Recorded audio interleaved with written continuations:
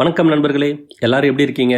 நீங்க எல்லாரும் நல்லா இருக்கீங்கன்ற நம்பிக்கையோட நான் இந்த வீடியோவை ஆரம்பிக்கிறேன். இன்னைக்கு நாம இந்த வீடியோவில் எந்த புக்கை பத்தி பார்க்க போறோம் அப்படின்னா 1920ஆம் ஆண்டு கன்னட மொழியில் எழுத்தாளர் ஆனந்த அவர்களால் எழுதப்பட்டு வெளிவந்த நான் கொன்ற பெண் அப்படின்ற புக்கை பத்தி தான் பார்க்க போறோம். இந்த புக்கோட ஸ்டோரி பாயிண்ட் என்ன அப்படின்னு பார்த்தீங்கன்னா, பழங்காலத்தில் நிலவி வந்த ஒரு மோசமான, கொடூரமான, முட்டாள்தனமான ஒரு முறை அப்படின்னா தேவரடியார் முறை. தேவரடியார்கள் அவங்க யார்? அவங்க எப்படி தோற்றுவிக்கப்படுகிறார்கள்? சாதாரண பெண்கள் தேவரடியார்களா மாறினதுக்கு காரணம் யாரு? சாதாரண பெண்கள் தேவரடியார்களா எப்படி மாறினாங்க? எதாலாம் மாறினாங்க? உண்மையிலே அவங்க அதை விருப்பப்பட்டு தான் ஏத்துக்கிட்டாங்களா அப்படின்னு கேட்டா அதை நம்ம இல்லைன்னு சொல்ல முடியாது, ஆமான்னு சொல்ல முடியாது. ஏன்னா நிறைய பேர் அதை விருப்பப்பட்டும் ஏத்துக்கிட்டாங்க, நிறைய பேர் விருப்பம் இல்லாமலும் அந்த சூழ்நிலைக்குள்ள தள்ளப்பட்டாங்க. சோஃபார் இது வரைக்கும் நமக்கு தேவரடியார் முறையை பத்தி தெரிந்ததெல்லாம் அவங்க கோவிலுக்காக அர்ப்பணிக்கப்பட்டு கோவில வாழ பெண்கள், இதுதான் நமக்கு தெரியும். ஆனா இதுல இன்னொரு விதமான முறையே இருக்கு. அதாவது சாதாரணமா நம்ம கண் முன்னாடி, நம்ம குடும்பத்துல, நம்ம சமுதாயத்துல, நம்ம உறவுகள்ல இருக்கிற ஏதாவது ஒரு பெண்களே அவங்க தேவரடியார் முறையை பின்பற்றி குடும்பத்துக்குள்ளே வாழ்ந்துட்டு இருப்பாங்க. அந்த மாதிரி ஒரு விஷயத்தை தான் இந்த ஸ்டோரியில இவங்க பேசியிருக்காங்க. இது ரொம்ப எனக்கு புதுசா இருந்து படிக்கும் போது ஃபர்ஸ்ட் டைம் நான் அந்த மாதிரி கேள்விப்படுறேன். இந்த மாதிரி ஒரு முறையும் அந்த காலத்துல பின்பற்றப்பட்டு இருக்கு. இது ரொம்ப தப்பான விஷயம். ஆனா அது நம்ம தெரிஞ்சுக்கணும், இதெல்லாம் நடந்திருக்குன்றதுக்காக அந்த புக்கில் கொடுத்துருக்காங்க. அதுதான் நம்ம பார்க்க போறோம். இந்த புக்கோட கதையை ஃபுல்லா உங்ககிட்ட சொல்றது என்னோட நோக்கம் கிடையாது. நான் படிச்ச மாதிரியே இந்த புக்கை உங்களையும் படிக்க வைக்கணும், அதுதான் என்னோட நோக்கம். ஸோ அதுக்காக இந்த புக்கோட கதையை உங்ககிட்ட ஒரு ஓவர்வியூவா நான் உங்ககிட்ட சொல்றேன். இந்த கதை ஆரம்பிக்கிறது எங்கன்னு பார்த்தீங்கன்னா மைசூர்ல 1920 மைசூர்ல நம்ம ஹீரோ பழங்கால கோவில்களையும் சிற்பங்களையும் ஆராய்ச்சி பண்றதுக்காக அவர் மைசூருக்கு வராரு. அப்படி வரும்போது அவர் தங்கறதுக்கு பார்த்தீங்கன்னா மைசூருக்கு பக்கத்தில் இருக்க ஒரு பெரிய கிராம தலைவரோட வீட்டில் தான் இவர் தங்கறதுக்கு ஏற்பாடு பண்ணியிருக்காங்க. இவர் தங்கறது, இவருக்கு தேவையான சாப்பாடு கிடைக்கிறது எல்லாமே அந்த வீட்டில் இருந்து தான். இவர் பகல்ல மைசூரு சுற்றி இருக்க பெரிய பெரிய கோவில்களுக்கு போயிட்டு அங்க இருக்க சிலைகளை ஆராய்ச்சி பண்ணி போட்டோ எடுத்து டாக்குமெண்ட்ரி பண்றதா இவருடைய வேலை. இவர் தங்கியிருக்க அந்த கிராம தலைவரோட வீடு ரொம்ப பெருசு. ஏன்னா அவருடைய குடும்பமும் ரொம்ப பெருசு. அந்த வீடு எப்பயுமே கூட்டத்தால நிரம்பி ஒழியும். அப்படிப்பட்ட குடும்பத்தால தான் அவர் இருந்தாரு. அவர் அங்க ஒரு சில வாரங்கள் தங்கி வேலை செய்ய வேண்டிய நிலைமை ஏற்பட்டதால அவருக்கு தேவையான அந்த உணவு, அவருக்கு தேவையான மற்ற ஏற்பாடுகள்லாம் பாத்துக்கிறது எல்லாமே யாருன்னு பாத்தீங்கன்னா அந்த கிராம தலைவரோட பெண். அந்த பெண் தான் வந்துட்டு எல்லாத்தையும் உங்களுக்கு பாத்துக்கிறாங்க. அந்த பொண்ணு பாத்தீங்கன்னா ஒரு 20-22 வயசு மதிக்கத்தக்க அந்த பெண் தான். அவங்க தான் எல்லாத்தையும் வந்து இவரு இந்த ஆர்கியாலஜிஸ்ட் இருக்காரு பாத்தீங்களா, இவருக்கு தேவையான வேலைலாம் பாத்துக்கிறது அவங்க தான். அவரு தினமும் பகல் டைம்ல மைசூருக்கு போயும் ஆராய்ச்சி பண்ணி முடிச்சுட்டு நைட்ல தங்கறதுக்கு மட்டும் வருவாரு. இப்படியா போயிட்டு இருக்க இந்த சமயத்துல பாத்தீங்கன்னா அவருடைய ஆராய்ச்சி கிட்டத்தட்ட ஒரு சில வாரங்களுக்கு அப்புறம் அவருக்கு முடிவு வருது. அவர் ஊர் தலைவர்கிட்ட போய் சொல்றாரு, லைக் ஏதாவது நாளைக்கு ஊருக்கு போறோம்னா இன்னைக்கு ஒரு காலைல சமயத்துல போய் சொல்றாரு, உங்களுடைய கவனிப்பு வந்து ரொம்பவே நல்லா இருந்தது. நான் தங்கின இந்த 2-3 வார காலத்துல எனக்கு தேவையான எல்லாத்தையுமே நீங்க பாத்துக்கிட்டீங்க. என்னுடைய ஆராய்ச்சியும் என்னுடைய டாக்குமெண்ட்ரி ஒர்க்கும் நல்லபடியாக முடிஞ்சது. நான் வந்து நாளைக்கு காலைல ஊருக்கு கிளம்பலான்னு இருக்கேன். அதுக்கு முன்னாடி இந்த ஊரெல்லாம் சுத்தி பார்த்தேன். நான் இது வரைக்கும் உங்க வீட்டையும் உங்க தோட்டத்தையும் நான் இது வரைக்கும் சுத்தி பார்த்ததில்லை. நான் வந்த நாள்ல இருந்தே கவனிச்சேன், உங்க வீடு ரொம்ப பழமையான வீடு. இது கிட்டத்தட்ட ஒரு அரண்மனைக்கு சமமா இருக்கு. அது மட்டும் இல்லாம உங்களுடைய தோட்டமும் பண்ணை வீடும் பழங்கால முறையை பின்பற்றி கட்டப்பட்ட ஒரு கட்டடம். அதனால நான் அதையும் டாக்குமெண்ட்ரி பண்ணணும்னு ஆசைப்படுறேன். நீங்க உத்தரவு கொடுத்தா நான் இதை சுத்தி பார்க்கலாமா அப்படின்னு சொல்லிட்டு அவர் கேட்கிறாரு. அதுக்கு கிராம தலைவர் சொல்றாரு, கண்டிப்பா நீங்க சுத்தி பார்க்கலாம். அது வந்து எனக்கு பெருமை தான். என்னுடைய வீடும் என்னுடைய பண்ணையும் உங்களுடைய ஆராய்ச்சியில் இடம்பெறதுக்கு நான் கொடுத்து வைக்கணும் அப்படின்னு சொல்லிட்டு என்னுடைய பொண்ணு உங்களுக்கு சுத்தி காட்டுவா இந்த இடத்த, அவளுக்கு இந்த இடத்த பத்தி நல்லாவே தெரியும் அப்படின்னு சொல்லிட்டு அவர் சொல்றாரு. தலைவரோட அந்த பொண்ணும் வாங்க நான் சுத்தி காட்டுறேன் அப்படின்னு சொல்லிட்டு ஹீரோவை கூப்பிட்டுட்டு அவங்களுடைய வீடு, அந்த பெரிய அரண்மனை வீட்டையும் அந்த தோட்டத்தையும் எல்லாத்தையும் சுத்தி காட்ட கிளம்புறாங்க. இப்படி நடந்துட்டு இருக்கிற சமயத்துல ஹீரோக்கு தலைவரோட அந்த பொண்ணோடைய ஆக்டிவிட்டிஸ், அவங்களுடைய பேச்சு, அவங்களுடைய நடவடிக்கை எல்லாமே கொஞ்சம் டிஃபரெண்டா தெரியுது. ஏன் அப்படின்னா இதனால வரைக்கும் அவர் பார்த்த அந்த பொண்ணு இப்படி கிடையாது. இதனால வரைக்கும் அந்த பொண்ணை பத்தின அவருடைய எண்ணம் என்னன்னா ஒரு வெகுளித்தனமான, ஒரு வெள்ளந்தியான, யதார்த்தமான ஒரு கிராமத்து பெண் அப்படின்ற ஒரு எண்ணம் மட்டும்தான் அந்த தலைவரோட பொண்ணு மேல அவருக்கு இருந்தது. ஏன்னா அவங்க இது வரைக்கும் அப்படிதான் இருந்தாங்க. ஆனா இன்னைக்கு அந்த பொண்ணோட ஆக்டிவிட்டிஸ், பேச்சு எல்லாமே டிஃபரெண்டா இருந்தது. எப்படி சொல்லணும்னா ஒரு பருவமடைந்த பெண் ஒரு வயசு பையனை பார்க்கும்போது அவளுடைய பார்வை எப்படி இருக்கும், அவளுடைய நடவடிக்கைகளும் பேச்சும் அவனை சார்ந்து அவனை நோக்கி எப்படி இருக்கும் அப்படின்றது மாதிரி அந்த பொண்ணுடைய நடவடிக்கைகள் இதுக்கு இருந்தது. இது ஹீரோவுக்கு ரொம்பவே வேடாப்பட்டுச்சு. எப்படி திடீர்னு இந்த பொண்ணு இந்த மாதிரி பிஹேவ் பண்ணுது நம்ம கிட்ட அப்படின்னு சொல்லிட்டு இவருக்கு ஒன்றும் புரியல. ஆனா எப்படி இருந்தாலும் நாம இந்த ஆராய்ச்சியை இன்னைக்கு முடிச்சுட்டு நாளைக்கு ஊருக்கு போக போறோம் அப்படின்றதால இவர் அதை பெருசா கண்டுக்கல. ஆனா இருந்தாலும் அவருக்கு அது ஒரு நெருடலாவே பட்டுச்சு. ஒரு வழியா அன்னைய வேலை முடிஞ்சது. அவர் எல்லாத்தையும் அந்த அரண்மனை வீட்டையும் அந்த பண்ணையத்தையும் அவர் டாக்குமெண்ட்ரி பண்ணிட்டாரு. பண்ணிட்டு அன்னைக்கு நைட்டு அவர் சாப்பிட்டு தூங்க போறாரு. தூங்க போற சமயத்துல அவர் ரூமோட கதவை யாராவது தட்டுற சத்தம் கேட்குது. இவர் போய் திறந்து பார்க்கறாரு. திறந்து பார்த்தா அந்த பொண்ணு வாசல் நிக்குது. அந்த பொண்ணு வேக வேகமா உள்ள வந்து அந்த பொண்ணே உள்தாப்பா போட்டுக்கிட்டு வந்து ஹீரோ பக்கத்துல நிக்குது. ஹீரோவுக்கு பேச்சு மூச்சு வரல. அவர் கிட்டத்தட்ட ஷாக் ஆகி போய் அப்படியே உறைஞ்சு நிக்கிறாரு.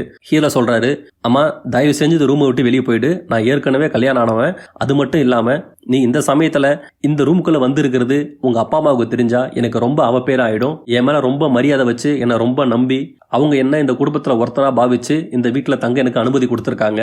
நீ இந்த சமயத்துல என்னோட அறையில இருக்கிறது யாருக்காவது தெரிஞ்சனா இது எனக்கு ஒரு மிகப்பெரிய களங்கத்தை ஏற்படுத்தும், உனக்கும் சேர்த்து தான் சொல்றேன் அப்படின்னு இவர் சொல்றாரு. அதுக்கு அந்த பொண்ணு சொல்றாங்க, நான் இங்க வந்தது எங்க அப்பா அம்மாவுக்கு தெரியும் அப்படின்னு அந்த பொண்ணு சொல்றாங்க. இங்கதான் ஷாக்கே. எனக்கும் இந்த புக்கில் இங்கே படிக்கும் போது தான் ஷாக் ஆச்சு. கண்டிப்பாக அப்படி ஒரு ட்விஸ்ட் நான் எதிர்பார்க்கவே இல்லை. ஏன்னா அந்த கதை இது வரைக்கும் வந்த ஜேர்னியே வேற, இதுக்கப்புறம் மாற போகிற ஜானரு கன்ஃபார்ம் டிஃப்ரெண்ட்டாக இருக்கும். சரி வாங்க மறுபடியும் கதைக்குள்ள போகிறேன். இப்போ ஹீரோ கேட்குறாரு, என்ன சொல்கிற உங்கள் அப்பா அம்மாவுக்கு தெரியுமா, நீ என்ன சொல்கிறேன்னு எனக்கு சுத்தமாக புரியல அப்படின்னு ஹீரோ கேட்குறாரு. அப்போ தான் அந்த பொண்ணு சொல்கிறாங்க, நான் ஒரு தேவரடியார் அப்படின்னு சொல்கிறாங்க. ஹீரோவுக்கு ஒன்றுமே புரியல. என்னது தேவரடியாரா அப்படின்னு சொல்லிட்டு ஒரு மாதிரி ஷாக்கிங்காக பார்க்குறாரு. அதுக்கு அந்த பொண்ணு சொல்கிறாங்க, நீங்கள் ஏன் ஆச்சரியப்படுறீங்கன்றது புரியுது. தேவரடியார்னா ஒன்று கோவிலில் இருப்பாங்க, இல்லை மடத்தில் இருப்பாங்க. எப்படி சர்வ சாதாரணமாக ஒரு குடும்பத்தில் எல்லாரு கூடயும் பழகி ஒரு பொண்ணு இருக்க முடியும் அப்படின்னு தான் நீங்கள் நினைக்கிறீங்க அப்படின்னு சொல்லிட்டு அந்த பொண்ணு கேட்குது. இவரும் ஒரு மாதிரி குழப்பத்தில் ஆமாம் அப்படின்ற மாதிரி தலையாட்டுறாரு. அதுக்கு அந்த பொண்ணு சொல்கிறாங்க, ரொம்ப வருஷமாக எங்கள் அப்பா அம்மாவுக்கு கல்யாணம் ஆகி குழந்தை இல்லைன்ற காரணத்தால் அவங்க இந்த மாதிரி ஒரு வேண்டுதலை முன்னிறுத்தினாங்க. அதன் காரணமாக நான் பிறந்ததால என்ன கோவிலுக்கு பணி செய்கிற ஒரு பொண்ணாகவும் கோவிலுக்கு பணி செய்கிற பெரியவங்களுக்கு பணிபுரிகிற ஒரு பெண்ணாகவும் என்னை வளர்த்துட்டு வந்தாங்க. ஆனால் தேவரடியாராக மாறினா கோவில்லையும் மடத்துலையும் தான் தங்கணும். அப்படி நான் கோவில்லையும் மடத்துலையும் இருந்தால் அது ஊருக்கு தெரிஞ்சு எங்கள் குடும்பத்துக்கு கலங்க ஏற்படும் அப்படின்ற காரணத்தால் என்னை வீட்டிலேயே தேவரடியாராக வளர்த்துட்டு வராங்க அப்படின்னு அந்த பொண்ணு சொல்லுது. நீங்கள் இங்கே இருக்கிற கோயில் சம்பந்தமான சிலை சம்பந்தமான ஆராய்ச்சி பண்ணுறதால உங்களுக்கு சேவை செய்கிறதும் என்னுடைய தொண்டு தான். அதனால தான் நீங்கள் இங்கே வந்த நாள்ல இருந்தே உங்களுக்கு தேவையான எல்லா பணிபடியும் நான் செய்துட்டு இருக்கேன். எல்லாமும் செய்தாச்சு. கடைசியா இந்த தாம்பத்திய தொண்டு நான் இன்னைக்கு செஞ்சாகணும், அப்பதான் என்னுடைய பணி இங்க முடிவரும் அப்படின்னு அந்த பொண்ணு சொல்லுது. ஹீரோக்கு ஒரு நிமிஷம் அங்க என்ன நடக்குதுன்னு சுத்தமா புரியல. ஒரு விதமா அவரு சுதாரிச்சு சுயநினைவுக்கு வந்து அவர் அந்த பொண்ணை கூப்பிட்டு சொல்றாரு, இந்த தொண்டை நீ எதுக்கு செய்யற அப்படின்னு சொல்லிட்டு இவர் கேட்கிறாரு. அதுக்கு அந்த பொண்ணு சொல்லும், ஒவ்வொரு டைமும் நான் என்னையே வந்து கடவுளுக்கு அர்ப்பணிக்கிறதா அர்த்தம், நான் என்னையே கடவுளுக்கு படைக்கிறதா அர்த்தம், அதுதான் என்னுடைய நோக்கம் அப்படின்னு அந்த பொண்ணு சொல்லுது. அதுக்கு ஹீரோ கேட்கிறாரு, சாமிக்கு எப்பவுமே நம்ம சுத்தமான பொருளையும் புதுசாக சமைச்ச உணவு தான் படைப்போம், பழைய பொருள் நம்ம எப்பயுமே படைக்க மாட்டோம். ஆனால் நீ எப்பவுமே திரும்ப திரும்ப ஒரே படையில தான் நீ கடவுளுக்கு கொடுத்துட்டு இருக்க அப்படின்னு சொல்லிட்டு இவர் சொல்றாரு. அந்த பொண்ணுக்கு புரிய வருது. ஏன்னா ஒவ்வொரு டைமும் உன்னுடைய உடலை தான் நீ வந்து கடவுளுக்கு படைக்கிறன்றப்போ இது சுத்தமான உடல் கிடையாது, ஆல்ரெடி இது மாசுபட்டுடுச்சு, அப்புறம் எப்படி கடவுள் வந்து சந்தோஷமா இருப்பாரு நினைக்கிற அப்படின்னு சொல்லிட்டு அந்த பொண்ணுக்கு புரியணுன்றதுக்காக அவர் இந்த மாதிரி சொல்றாரு. அப்போதான் அந்த பொண்ணுக்கு வந்து, அப்போ நம்ம தப்பான இதை வந்து நம்ம கடவுளுக்கு கொடுத்துட்டோமா, நான் தப்பு பண்ணிட்டு இருக்கேன், இந்த கடவுளுக்கு சேர்க்க தொண்டே இல்லை அப்படின்னு அந்த பொண்ணு புரிஞ்சுக்கிட்டு அழ ஆரம்பிக்கிறாங்க. அப்போ ஹீரோ சொல்றாரு, நீ அழகிறதுக்கு ஒன்றும் கிடையாது, இல்லை உன் மேலே எந்த தப்பும் கிடையாது, இந்த சம்பிரதாயமே முழுக்க முழுக்க முட்டாள்தனமானது, தயவு செஞ்சு நீ இதுல இருந்து வெளியே வா, எனக்கு நீ இப்போ எதுவும் பண்ண தேவையில்லை, தயவு செஞ்சு இந்த அறையை விட்டு வெளியே போ அப்படின்னு சொல்லிட்டு இவர் சொல்றாரு. அந்த பொண்ணு அழுதுகிட்டே வெளியே போயிடுது.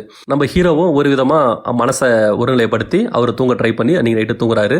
மறுநாள் காலையில ஓகே அவர் வீட்டு விட்டு கிளம்ப போறான்னு சொல்லிட்டு ஒரு தூக்கத்தில் எழுந்திருக்கிறாரு. பார்த்தா வெளியே ஒரே பயங்கர சத்தமா இருக்குது. என்னன்னு இவர் வேகமா எந்திரிச்சு போய் வெளியே பாக்குறாரு. அந்த வீட்டை சுத்தி ஒரே கூட்டமா இருக்கு. எல்லாம் கூச்சல் புட்டுன்னு இந்த பக்கம் அந்த பக்கம் ஓடுறாங்க. இவர் அங்கிருந்து வெளியே எட்டி பாக்குறாரு. அவங்களோட பண்ணை அந்த கிணறு இருக்கு பாத்தீங்கன்னா, அந்த கிணறு சுத்தி ஒரே கூட்டமா இருக்கு. இவர் வேகமா அங்க ஓடி போய் எட்டி பாக்குறாரு. அந்த கிணத்துல அந்த தலைவரோட பொண்ணு இருக்குங்களே, அந்த பொண்ணு பிணமா மிதக்குறாங்க. அந்த காட்சியை பார்த்ததும் இவர் அப்படியே ஒரு செகண்ட் உறைஞ்சு போய் நிற்கிறாரு. அப்புறம் சுற்றி இருக்க ஆளுங்கள்லாம் கிணத்துல இறங்கி அந்த பொண்ணுடைய சடலத்தை மேலே எடுத்துட்டு வராங்க. எடுத்துட்டு வந்து அந்த பொண்ணுக்கு செய்ய வேண்டிய இறுதி சடங்கெல்லாம் செஞ்சுட்டு அந்த பொண்ணை புதைக்க எடுத்துட்டு போறாங்க. இது எல்லாம் முடிகிற வரைக்கும் ஹீரோ அங்கேயே ஒரு மூலையில உட்காந்துட்டு எல்லாத்தையும் விரிச்சு பார்த்துட்டு இருக்காரு. எல்லா இறுதி சடங்கு முடிஞ்ச பிறகு அந்த ஊர் தலைவர், அதாவது இறந்து போட அந்த பொண்ணோடைய அப்பா கிட்ட ஆறுதல் சொல்லிட்டு அவர் அங்கிருந்து கிளம்புறாரு. கிளம்பி வர வழியெல்லாம் அவர் யோசிச்சுட்டே இருக்காரு. நேற்று நைட்டு நான் அந்த பொண்ணுகிட்ட அப்படி பேசியிருக்க கூடாது, நான் பேசினதால தான் அந்த பொண்ணு மனம் கஷ்டப்பட்டு இப்படி தற்கொலை பண்ணிக்கிச்சு, ஆனால் நான் தப்பா எதுவும் பேசலையே, கரெக்டாக தானே பேசினேன் அப்படின்னு இவருக்கு இன்னொரு எண்ணம். இந்த தப்பு பண்ணது யாரு, அந்த பொண்ணு இந்த மாதிரி மாத்தினது யாரு, இதனால வரைக்கும் அந்த பொண்ணு பண்ணதெல்லாம் சரின்னு சொன்னது யாரு? இதுதான் கடவுளுக்கு செய்யற தொண்டுன்னு அவளுக்கு சொல்லி கொடுத்தது யாரு அப்படின்னு ஒரு மனசுல பல கேள்வி வந்துட்டு இருக்குது. ஒருவேளை நான் அப்படியே விட்டு இருந்தா அந்த பொண்ணு கடவுளுக்கு தொண்டு செஞ்சுட்டு உயிரோடாச்சும் இருந்திருப்பாள்ல. இப்ப அவ சாகும்போது நான் பண்ணது அசிங்கம் தப்பு அப்படின்னு தெரிஞ்சு ஒரு கில்டினஸோட இறந்து போயிட்டா. அதுக்கு காரணம் யாரு? நான் தானே. நானே தான் அந்த பொண்ணை கொண்டுட்டேன் அப்படின்னு ஒரு குற்ற உணர்ச்சியோடவே அவரோட பயணத்தை மேற்கொள்றாரு. இந்த இடத்துல இந்த கதை முடியுதுங்க. இந்த வீடியோட ஆரம்பத்துல நான் சொன்ன மாதிரியே தேவரடியார் முறை என்பது கோவில்களையும் மடத்துல மட்டும்தான் ஃபாலோ பண்ணப்பட்டது அப்படின்னு இது வரைக்கும் நம்ம படிச்சிருப்போம், படங்கள்ல பார்த்திருப்போம், கேள்விப்பட்டிருப்போம். ஆனா இந்த புக்ல நான் படிக்கும் போது கொஞ்சம் டிஃப்ரெண்டா இருந்தது. தேவரடியார் முறை என்பது வீட்டுக்கு உள்ளேயே இருந்திருக்கு அப்படின்றது கொஞ்சம் ஷாக்கிங்காகவும் கொஞ்சம் புதுசாகவும் இருந்தது. இந்த கதையை ஒட்டி இந்த புக்ல இன்னும் நிறைய விஷயம் சொல்லியிருப்பாங்க. பழங்கால கட்டமைப்பு அப்படின்னு வரும்போது அந்த பழங்காலத்து வீடு எப்படி இருக்கும், அந்த பழங்காலத்து உறவுமுறைகள் எப்படி இருக்கும். ஒரு பெரிய வீட்டுக்குள்ள கிட்டத்தட்ட 10லேருந்து 15 குடும்பம் கூட இருப்பாங்க. அவங்களுடைய உறவுமுறைகள், அவங்களுடைய பழக்க வழக்கங்கள்லாம் எப்படி இருக்குன்றத ரைட்டிங்கில் அழகாக கொடுத்துருப்பாங்க. எக்ஸாம்பிள் பார்த்தீங்கன்னா அவ்வளோ பேர் இருக்கிற ஒரு வீட்டோட அட்மாஸ்பியர் எப்படி இருக்குன்றத நீங்கள் இந்த புக்கை படிக்கும் போது நீங்கள் ஃபீல் பண்ணலாம். அதை ரொம்ப அழகாக கொடுத்துருப்பாங்க. நாம் அந்த வீட்டுக்குள்ளேயே போயிட்டு எல்லாரையும் பார்த்துக்கிட்டு வெளியே வந்த மாதிரி இருக்கும். அது ரைட்டிங்லேயே கொடுத்தது எனக்கு ரொம்ப பிடிச்சிருந்துச்சு இந்த புக்கில். அதுக்கப்புறம் எனக்கு பிடிச்ச விஷயம் என்னென்னா இந்த கதையோட டிரான்ஸ்ஃபர்மேஷன். இந்த கதை முதல் பாதி வரைக்கும் ஒரு மாதிரி இருக்கும். அந்த பொண்ணு அவருடைய ஹீரோட ரூமுக்குள்ளே வந்ததுக்கப்புறம் கதை வேற மாதிரி போகும். கிட்டத்தட்ட அந்த பாதிக்கு பாதி புக் பார்த்தீங்கன்னா ஹீரோவுக்கும் அந்த பொண்ணுக்கும் நடுவில் நடக்கிற அந்த கான்வர்சேஷன் தான் இருக்கும். அதை நான் ரொம்ப உங்களுக்கு மேலோட்டமாக சொல்லியிருக்கேன். நீங்கள் இந்த புக்கை படித்து பார்த்தீங்கன்னா உங்களுக்கு பயங்கர ஐடியா கிடைக்கும். ரொம்ப டீட்டெயிலாக இன்டெப்த்தாக அந்த தேவரடியார் முறையை பற்றி பேசியிருப்பாங்க. அது எல்லாருக்கும் புரியுற மாதிரி இருக்கும். அதாவது திருமணம் ஆகாமல் இன்னொருத்தவங்க கூட தாம்பத்தியம் வச்சிருக்கிறது சரின்றத எந்த அளவுக்கு ஒரு விஷயத்தை தப்பாக சொல்லியிருந்தா அந்த பொண்ணோட மனசில் அந்த விஷயம் சரின்னு போய் உக்காந்துருக்குன்றத ரொம்ப அழகாக சொல்லியிருப்பாங்க. அதாவது எவ்வளோ ஒரு கேவலமான ஒரு விஷயத்த இந்த சமுதாயம் மதன்ற பேர்லையும் கடவுளுக்கு தொண்டு செய்கிறன்ற பேர்லையும் அதை இந்த மாதிரி ஒரு உருவகத்துக்குள்ளே கொண்டு வந்திருப்பாங்கன்றத ரொம்ப அழகாக சொல்லியிருப்பாங்க. எனக்கு அதெல்லாம் ரொம்பவே பிடிச்சிருந்தது. எதை பற்றியுமே தெரியாமல் ஒரு வீட்டுக்குள்ளே வளர்ந்து வர ஒரு பொண்ணுக்கு ரொம்ப தப்பான விஷயத்தையே சரின்னு அந்த பொண்ணு மனசில் ஏற்றுறாங்கன்னா எஜுகேஷன்றது ஒரு பொண்ணுக்கு எந்த அளவுக்கு முக்கியன்றதை இந்த கதையில் மேலோட்டமாக ஒரு பாயிண்டாக சொல்லியிருப்பாங்க. எனக்கு அது ரொம்ப ரொம்ப பிடிச்சிருந்தது. அதாவது படிப்புன்றது சம்பாதிக்கிறதுக்காகவும் நம்ம லைஃப்பை மேலே கொண்டு வர்றதுக்காகவும் நம்மளுடைய நாலேஜை வளர்த்துக்கிறதுக்காக மட்டும் கிடையாது. நம்ம சுற்றி நடக்கிற விஷயத்த வேற ஒரு கண்ணோட்டத்தில் பார்த்து புரிஞ்சுக்கிறதுக்கே நமக்கு கல்வி ரொம்ப அவசியன்றத அதை டைரக்டாக சொல்லாமல் ஹீரோவும் அந்த பொண்ணும் பேசுகிற அந்த கான்வர்சேஷன்லேயே அதை நமக்கு சொல்லியிருப்பாங்க.